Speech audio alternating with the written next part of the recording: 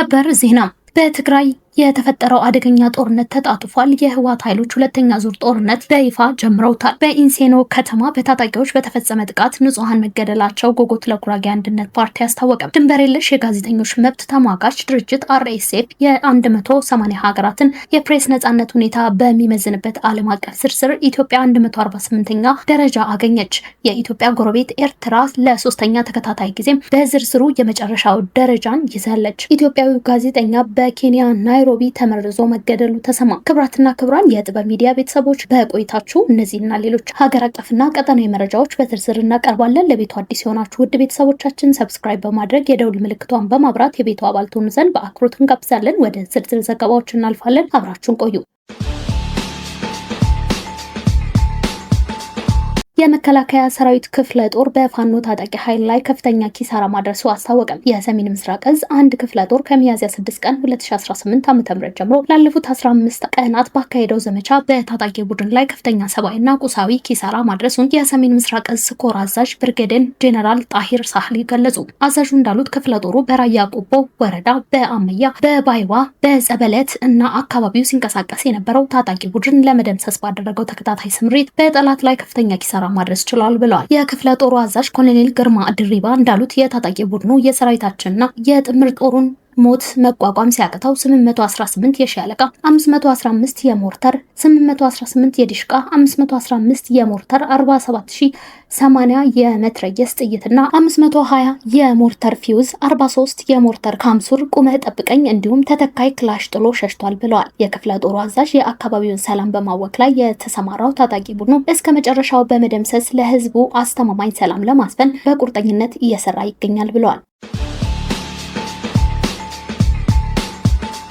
በኢንሴኖ ከተማ በታጣቂዎች በተፈጸመ ጥቃት ንጹሃን መገደላቸው ጎጎት ለጉራጌ አንድነት ፓርቲ አስታወቀ። ሚያዝያ 28ኛ ወር 2018 ዓ.ም ከሌሊቱ 9 ሰዓት ጀምሮ በምስራቅ ጉራጌ ዞን በምስራቅ መስቃን ወረዳ ኢንሴኖ ከተማ በተፈጸመ ጥቃት 4 የአንድ ቤተሰብ አባላት ጨምሮ 5 ንጹሃን መገደላቸው አስታውቋል። ጎጎት በዚህ አሰቃቂ ግድያ ህይወታቸውን ላጡ ወገኖች ጥልቅ ሐዘኑን ገልጻል። ለሟቾች ሰላማዊ እረፍት፣ ለቤተሰብና ጥቃት እያስተናገደ ላለው ህዝባችን መጽናናትንም ይመኛል። መንግስት በጉራጌ ህዝብ ላይ እየተፈጸመ ያለውን የተጠናና በመዋቅር የተደገፈ ተከታታይ ግድያ እንዲያስቆም ዛሬም እንደወትሮ እንጠይቃለን ብለዋል። ሀገር አቀፍና ዓለም አቀፍ የሰብአዊ መብት ተሟጋቾች፣ ሚዲያዎች እንዲሁም መላው ሰላም ወዳድ ኢትዮጵያውያን በህዝባችን ላይ እየተፈጸመ ያለውን ተከታታይ ጥቃትና ግድያ እንዲቆም ግፊት እንድታደርጉ ያለ ወንጀላቸው እየተገደሉ ስላሉ ንጹሃን ድምጽ እንድትሆኑ በአክብሮት እንጠይቃለን ብለዋል። ጎጎት በጥቃቱ ዘምዘም ተመስገን የተባሉ የ46 የልጆች እናትና ሌላ ሙባረክ የተባለች የ19 ዓመት ልጅ፣ ፍርዶስ ሙባረክ የ5 ዓመት ህፃን፣ ፉአድ መብሩክ የ3 ዓመት ልጅ እንዲሁም ሮዛ ሰብሁዲን የ5 ዓመት ልጅ መገደላቸውን አስታውቋል።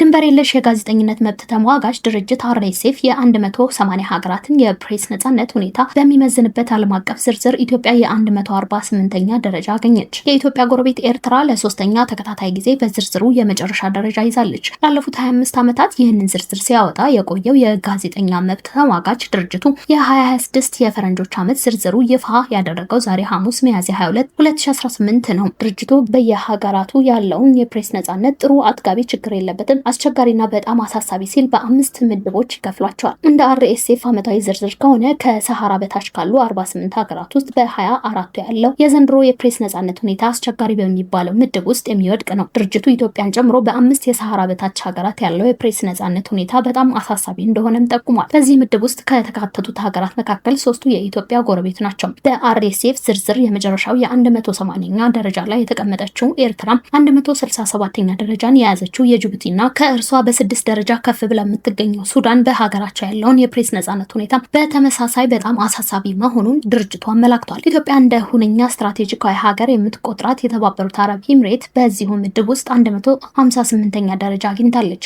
የኢትዮጵያ ባላንጣ ተደርጋ የምትወሰደው ግብጽ ከጅቡቲ አንድ ደረጃ ዝቅ ብላ 169ኛ ደረጃ ላይ ተቀምጣለች። ስልጣናቸውን በሰላም አስረክብ የተባለውን የትግራይ ጊዜያዊ አስተዳደር ፕሬዝዳንት ሌተናንት ጄኔራል ታደሰ ወረደ እኔ የማስረክበው ነገር የለም ብለዋል። ስልጣናቸውን በሰላም ካላስረከቡ ችግር ይገጥማቸዋል በሚል ከህወሓት በኩል ጫና የበረታባቸው ጄኔራል ታደሰን በወቅታዊ ጉዳዮች ላይ ተጨማሪ ማብራሪያ ሰጥቷል። ጄኔራሉ ስልጣናቸውን እንዲያስረክቡ ከህወሓት በኩል ለቀረበባቸው ማሳሰቢያ በሰጡት ምላሽ እኔ የማስረክበው ነገር የለም፣ ይህ አጥፊ አካሄድ ተገቢ እንዳልሆነ እየገለጽኩ ነው፣ የለም በዛ መንገድ እንሄዳለን ካሉ ግን እንደፈለጉ ያድርጉ ብለዋል። ትግራይ ላይ ያንዣበበ ካለው አደጋ አንጻር የኔ በፕሬዝዳንትነት መቀጠል አጀንዳ አይደለም፣ የኔ ፍላጎት ይህ ህዝብ ከጊዜያዊ አስተዳደርነት ወጥቶ በመረጠው መንግስት ሲተዳደር ማየት ነው ሲሉም የጥፋት ጊዜ እየመጣ መሆኑን ጠቁሟል። ጄኔራሉ ምንም እንኳን ትግራይ ላይ የጥፋት አደጋ አንዣቧል ቢሉም ነገሮቹ ከቁጥጥር ውጭ ሆኗል ብዬ ፌዴራል መንግስት ጣልቃ እንዲገባ ጥሪ አላቀርብም፣ እንደዛ የማደርግ መብት እንዳለኝ ባውቅም እኔ ግን አላደርገውም፣ የሚሆነውም እናያለን ብለዋል። ጄኔራሉ በማብራሪያቸው የህወሓት አካሄድ ትግራይን የከፋ ችግር ውስጥ እንደሚያስገባ አስጠንቅቀዋል። የህወሓት የቅድመ 2013 ዓ.ም ጦርነት በፊት ምክር ቤት መመለስ እንደማይቀበሉ የገለጹት ጄኔራሉ ትግራይን ወደ ተሻለ ምዕራፍ ከማሸጋገር ይልቅ ወደ ጦርነት የሚወስድ የእብደት አካሄድ ትተን አጋጣሚውን ለመልካም እድል እንጠቀምበት ብለዋል።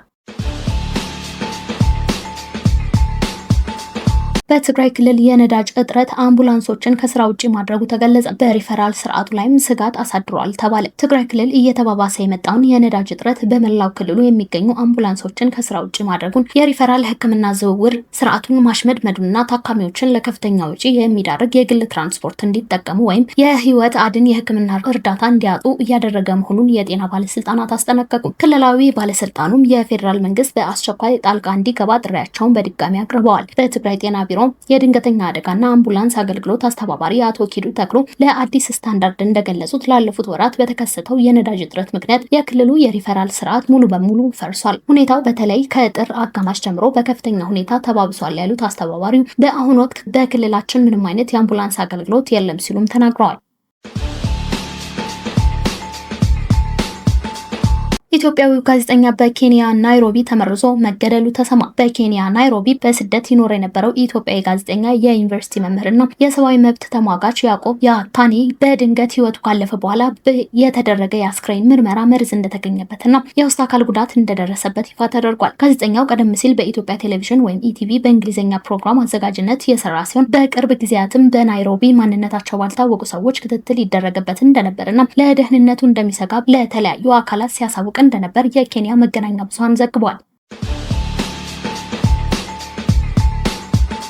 በኢትዮጵያ አፋር ስምጥ ሸለቆ ውስጥ የተደረገ የአዲስ አርኪኦሎጂካዊ ጥናት በዓለም ታሪክ ጥንታዊው ሳይሆን የማይቀር የሰው ልጅን አስክሬን በእሳት የማቃጠል ወይም ክሪሜሽን ድርጊት የተፈጸመበትን ማስረጃ ማግኘቱ አስታወቀም። አርኪኦሎጂስቶቹ በስፍራው ካገኟቸው 3 የጥንታዊ ሆሞሳፒያን ቅሬታ አካላት መካከል አንዱ በከፍተኛ ሙቀት የዚህ አጥንቶች ላይ የታዩት ጥልቅ ስንጥቆች፣ መለብለብና የቅርጽ መለዋወጥ ድርጊቱ ሆነ ተብሎና በከፍተኛ ሙቀት የተከናወነ የሬሳ መቃጠል ስርዓት ሊሆን እንደሚችል ተመራማሪዎቹን አነሳስቷል። ሙቀቱንም ቢሆን በተፈጥሮ ከሚከሰት የጫካ እሳት በላይ እንደነበር ተጠቁሟል። ይሁን እንጂ ስፍራው ራሱ በከፍተኛ ሁኔታ በእሳት የተለበለበ በመሆኑ ተመራማሪዎቹ ድምዳሜ ላይ ለመድረስ ጥንቃቄ እንደሚያስፈልግ ገልጸዋል። በተመሳሳይ ስፍራ ከ100 ሺህ ዓመታት በፊት የነበረና እጅግ የተሟላ የአዋቂ ወንድ የሰውነት አጽም ተገኝቷል። ይህ አጽም ከአፍሪካ የመካከለኛው ድንጋይ ዘመን ወይም ሚድል ስቶን ኤጅ ከተገኙት ሁሉ እጅግ የተሟላ መሆኑን ተነግሯል። አጽሙ ምንም እንኳን በምስጦች የተበላ ቢሆንም በአራዊት ተጎትቶ አለመገኘቱ ግለሰቡ ሆን ተብሎ የተቀበረ ሊሆን እንደሚችል ግምት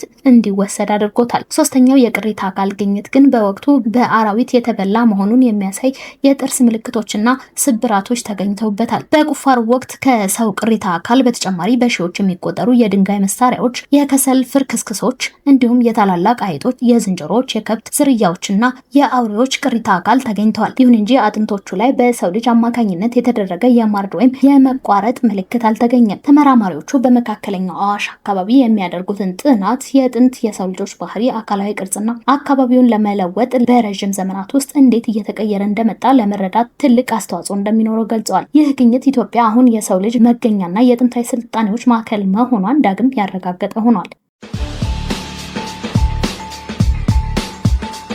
አሁን ወደ ቢዝነስ ዘገባዎች እናልፋለን። በዳሽን ባንክ ዶላር 153 ብር፣ ዩሮ 181 ብር ከ9 ሳንቲም፣ ፓውንድ 209 ብር ከ2 ሳንቲም፣ የስዊስ ፍራንክ 198 ብር ከ6 ሳንቲም፣ ድርሃም 44 ብር ከ3 ሳንቲም፣ ሪያል 43 ብር ከ4 ሳንቲም። በአቢሲኒያ ባንክ ዶላር 153 ብር ከ4 ሳንቲም፣ ፓውንድ 208 ብር ከ2 ሳንቲም፣ ዩሮ 182 ብር፣ የስዊስ ፍራንክ 194 ብር ከ1 ሳንቲም፣ ድርሃም 44 ብር ከ1 ሳንቲም፣ ሪያል 43 ብር ከ7 ሳንቲም፣ ዩዋን 22 ብር ከ2 ሳንቲም እየተመነዘረ ይገኛል። በህብረት ባንክ ዶላር 153 ብር ከ4 ሳንቲም፣ ፓውንድ 207 ብር፣ ዩሮ 182 ብር ከ8 ሳንቲም የውጭ ሀገር የምንዛሬ ዋጋ ሆኗል። ክቡራትና ክቡራን የጥበብ ሚዲያ ቤተሰቦች ለሰዓቱ የመረጥናቸው ዘገባዎች በዚህ አብቅተዋል። ለቤቱ አዲስ የሆናችሁ ሰብስክራይብ በማድረግ የቤቱ አባል ትሆኑ ዘንድ በአክብሮት ጋብዘን ተሰናበትን። ሰላም።